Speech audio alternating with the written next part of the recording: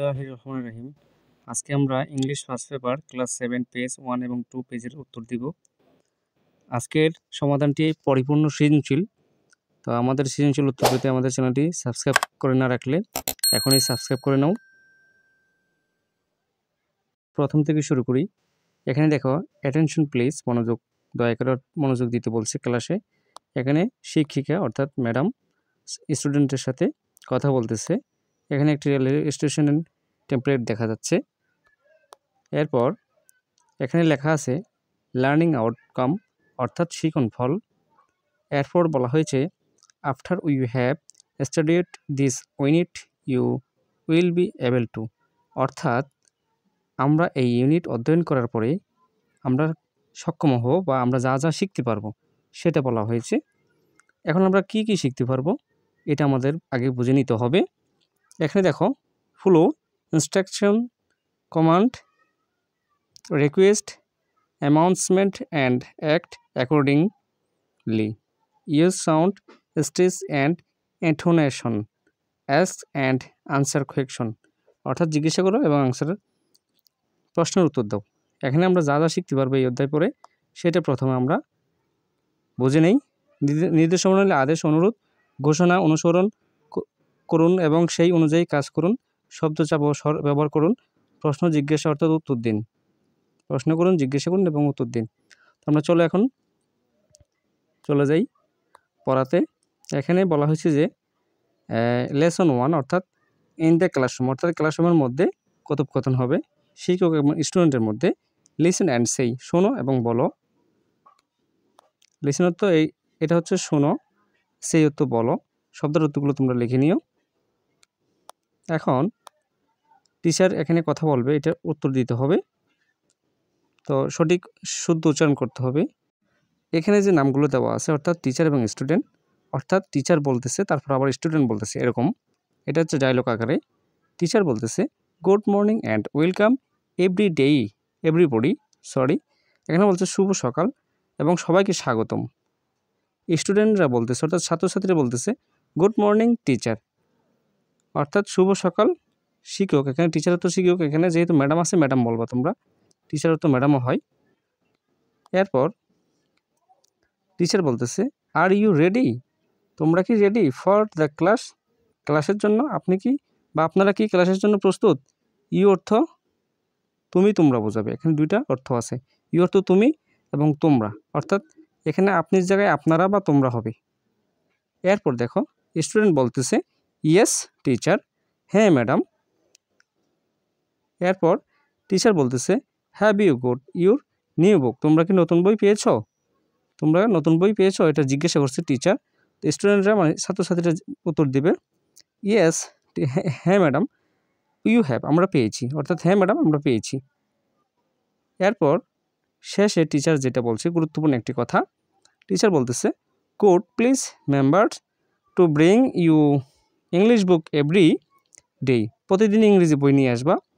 এরপর বলতেছে মনে রাখবা, এবার দয়া করে মনে রাখবা ইংরেজি বই নিয়ে আসার কথা বলতেছে। অ্যান্ড স্পিক ইংলিশ, ইংরেজিতে কথা বলবা এবং উইথ মি, আমার সাথে। উইথ অর্থ মানে সাথে আর কি, উইথ মি অর্থাৎ আমার সাথে। অ্যান্ড উইথ ইউর ক্লাসমেট, অর্থাৎ তোমার, ইউর অর্থ তোমার, তোমাদের, অর্থাৎ তোমাদের ক্লাসমেটদের সাথে। উইথ অর্থ সাথে বোঝানো হয়েছে।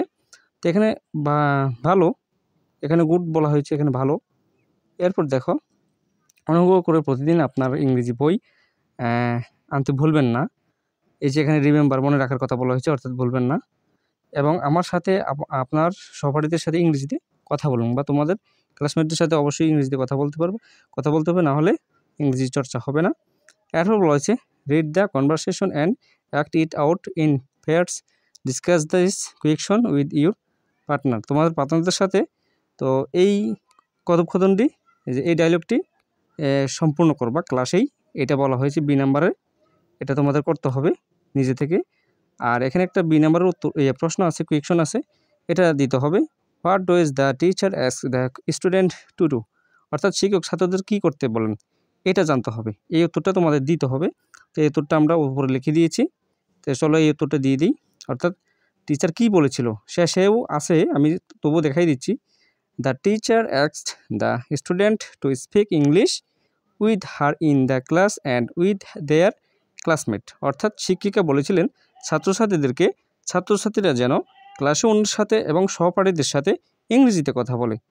এটা এই ডায়লগের শেষেও দেওয়া আছে, এই যেখানে দেখো ডায়লগের শেষেও এখানে দেওয়া আছে যে ইংলিশে কথা বলার জন্য যে বলা হয়েছে এখানে, এই যে এখানে speak English with me and with your classmate এখানে বলা হয়েছিল, শিক্ষিকা বলে রেখেছিলেন। তো আমরা এখন সি নাম্বারের প্রশ্নের উত্তরে চলে যাব। সি নাম্বার হচ্ছে, দেখো এটা হচ্ছে দ্বিতীয় পৃষ্ঠা সি নাম্বার। তো এখন সি নাম্বার প্রশ্নগুলো তোমাদের আগে বুঝতে হবে, তারপর উত্তর দিতে হবে। এখন নাও আনসার দ্য কোয়েশ্চেন, এখন তোমরা প্রশ্নের উত্তর দাও। এবার হচ্ছে ডো ইউ স্পিক ইংলিশ, তুমি কি ইংলিশে কথা বলো উইথ ইউর টিচার, তোমার টিচারের সাথে বা ম্যাডাম বা শিক্ষকের সাথে। ইফ ইউ ডু, যদি তুমি বলে থাকো বা করে থাকো, হোয়েন কখন, অ্যান্ড হাউ অফটেন বা কতবার, এটা বলা হয়েছে। তো এখানে আমি অর্থ বলে দিয়েছি। এক নম্বর অর্থ হচ্ছে আপনি কি আপনার শিক্ষকের সাথে ইংরেজিতে কথা বলেন, যদি আপনি করেন বা বলেন কখন বা কতবার, এটার উত্তর দিতে হবে। প্রশ্নগুলো আগে বুঝে নাও, তারপর আমরা ছটফট করে উত্তর দিয়ে দিব। Do you speak English with your friend, তুমি কি তোমার বন্ধুদের সাথে ইংরেজিতে কথা বলো কিনা। তারপর অ্যান্ড ক্লাসমেট, এবং ক্লাসমেট সহপাঠীদের সাথেও। এরপর ইফ ইউ, যদি তুমি বলো। হাউ অফটেন, কতবার, হ্যাঁ কতবার সেটা বলা হয়েছে। তো এইটা 2 নাম্বার প্রশ্ন, বাংলা অর্থ বলে দিচ্ছি, আপনি কি আপনার বন্ধু ও সহপাঠীদের সাথে ইংরেজিতে কথা বলেন, যদি তাই হয় কতবার সেটা বলতে হবে। 3 নাম্বার হচ্ছে if you speak English outside, বাইরে ও in the class, the class, ক্লাসের বাইরে, অর্থাৎ আউটসাইড অর্থ বাইরে, অর্থগুলো তোমাদের বুঝে নিতে হবে। আউটসাইড অর্থ বাহিরে, অর্থাৎ ক্লাসের বাহিরে, এই যেখানে আউটসাইড দ্য ক্লাস অর্থাৎ ক্লাসের বাইরে। Where do you speak it, কোথায় বলা যায়, আপনি এটি কোথায় বলেন। এই যে 3 নাম্বার হচ্ছে আপনি যদি ক্লাসের বাইরে ইংরেজিতে কথা বলেন, আপনি এটি কোথায় বলেন, এটা বলতে হবে। এখন আমরা 4 নম্বর প্রশ্নটা বুঝে নেব। Do you watch any English programmes on TV, তুমি কি ইংরেজিতে টিভি প্রোগ্রাম দেখো। What programme do you watch, অর্থাৎ প্রোগ্রামটি কী প্রোগ্রাম ছিল আর কি, আপনি কি প্রোগ্রাম দেখেন, আপনি কি টিভিতে ইংরেজিতে প্রোগ্রাম দেখেন, আপনি কি প্রোগ্রাম দেখেন, এটা বলতে হবে। তো এখন আমরা চটপট এই উত্তরগুলো দিয়ে দিব। চলো আমরা সি নাম্বারের উত্তরগুলো দিই। এখন আমরা প্রশ্ন বুঝে গেলাম, এখন আমরা উত্তরগুলো দিলে খুব সহজেই বুঝতে পারবো। যেহেতু উত্তরগুলো সৃজনশীল, তাই আমাদের ওই কোনো গাইড নোটের সাথে মিলবে না, আমরা গাইড নোট থেকে কপি করা হয় না এখানে। তো এটা ভিন্ন রকম একদম সৃজনশীল উত্তর। এখানে বলা হয়েছে যে ইস্টারডে মর্নিং আফটার, অর্থাৎ খুব তোমাদের সহজভাবে যাতে বুঝতে পারো। ইস্টারডে morning after 10 o'clock in the English classroom I spoke to the teacher in English 3 times, 3 সময়। অর্থাৎ এখানে বলা হয়েছে যে ইস্টারডে মর্নিং অর্থাৎ গতকাল সকালে 10টায়, ইংলিশ ক্লাসরুমে, ইন অর্থ মধ্যে, অর্থাৎ ক্লাসরুমের মধ্যে। তোমাদের সহজ করবো আই স্পিক, আমি বলেছি টু দ্য টিচারের সাথে ইংলিশ কথা 3 বার, অর্থাৎ 3 বার। এই তোমাদের শর্টকাট বুঝাই দিলাম। এখন গতকাল সকাল 10টায় পরে ইংরেজি শ্রেণীকক্ষের শিক্ষকের সঙ্গে ইংরেজিতে কথা বললাম 3 বার।